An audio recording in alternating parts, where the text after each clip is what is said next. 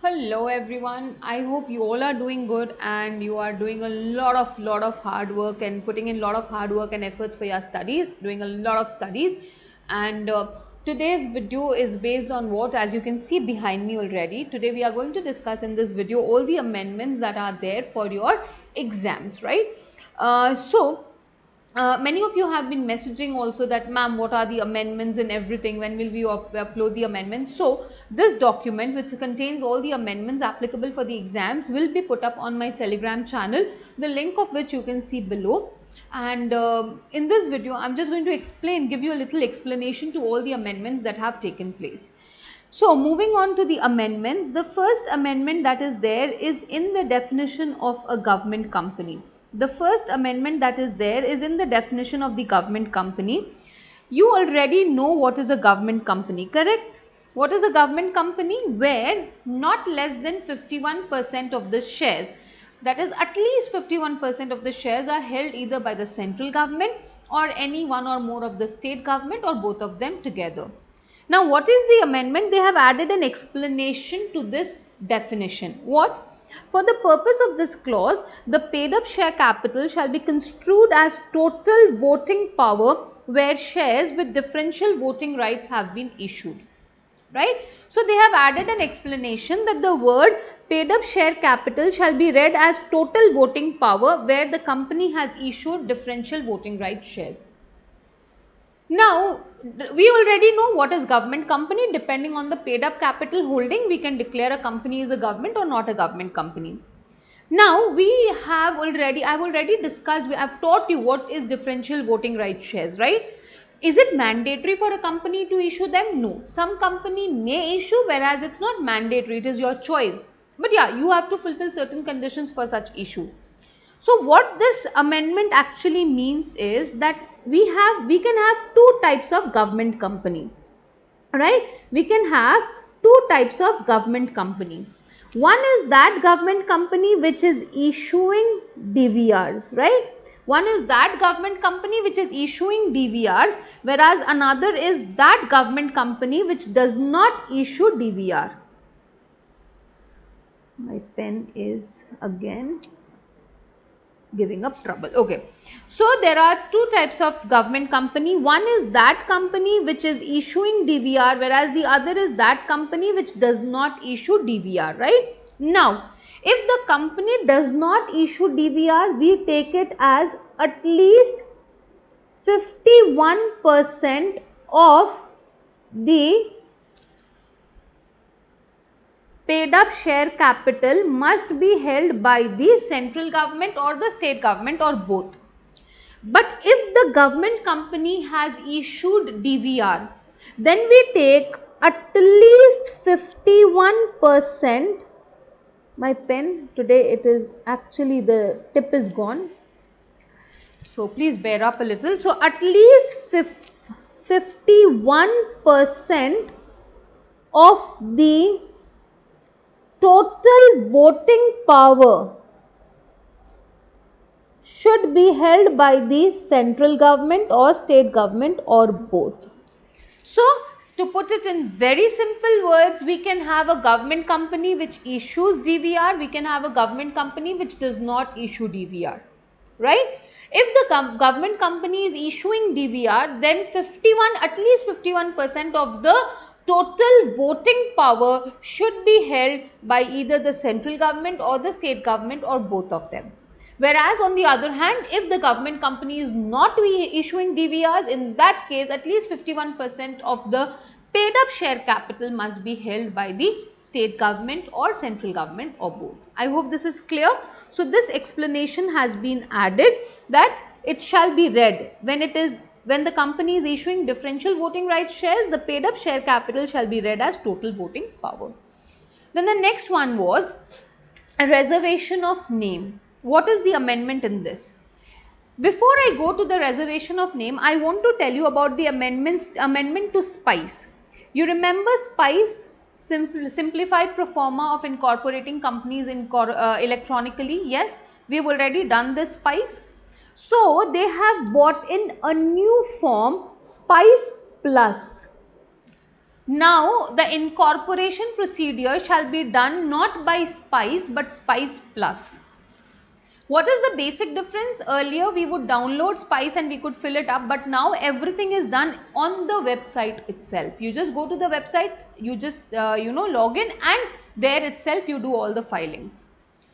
So this now, wherever the word spice has been used, that word spice will now be, to that word spice will now be added the word plus. So it is now spice plus. It is now spice plus.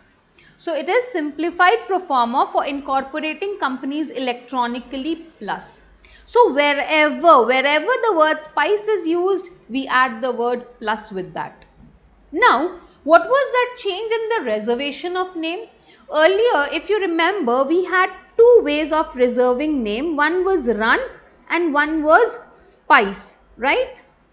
Spice was for new companies, whereas run was for both new as well as old companies, existing companies. Now, what is the change here? A new company will reserve the name only by Spice Plus. A new company will reserve the name only by Spice Plus. That means earlier they gave an option that a new company could reserve the name either through Spice Plus only, or they could reserve the name by run.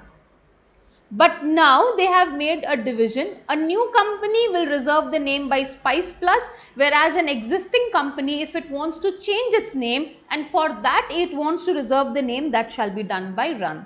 So now run can be used only by existing companies, and Spice Plus, as it was used by new companies, it will only be used by, earlier also it was used only by new companies, but now new companies cannot use run, they will only use Spice. So if a new company is being incorporated, the name shall be reserved by Spice Plus, and if an existing company wants to change its name, the name reservation shall be done by run. The next amendment, there was this form Agile where you could, GST number, you could reserve your GST number, employees state insurance and employees provident fund registration you could do. Now that form is changed from Agile to Agile Pro. And now apart from that, those three reservations, you can also make a reservation for professional tax, that is registration for professional tax, as well as you can make a you can open a bank account. I repeat again, earlier for GST registration, for employee state insurance registration and provident fund registration, we had a form Agile. Now there is a slight amendment to this form. Now it is Agile Pro. And apart from GST, employees provident fund and state insurance, you can also make a professional tax registration from this Agile Pro, as well as opening of a new bank account can be done through Agile Pro. So basically earlier it was Agile, now it's Agile Pro, and these two additional work, right? Then when accounts filing is done, we make a filing, we file the financial statement with the registrar with form AOC 4, right? And if it is consolidated financial statement, AOC 4 CFS. There is now, they have added for non-banking financial companies, for non-banking financial companies which are following Indian accounting standards, they will make the they will do the filing with AOC 4. The same number is there, but NBFC INDS. And if it is consolidated financial statement, AOC 4 CFS NBFC INDS. So the basic difference here is that the form number is the same, but we add NBFC INDS behind it. That's it. This is more of practical because we don't remember so many form numbers. It's okay if you don't remember. Another important part of amendment, corporate social responsibility. There are two amendments. What? First, they have given that if you are making any contribution to Department of Biotechnology, that is also considered as a CSR activity. If you remember, CSR activities are given under Schedule 7, and if you are taking part in those activities, the company will be regarded that they are doing CSR activities. Now, what is the change here that they have brought? That they have said that if you are if you are also making a contribution to the Department of Biotechnology, that is also considered as what? CSR activity.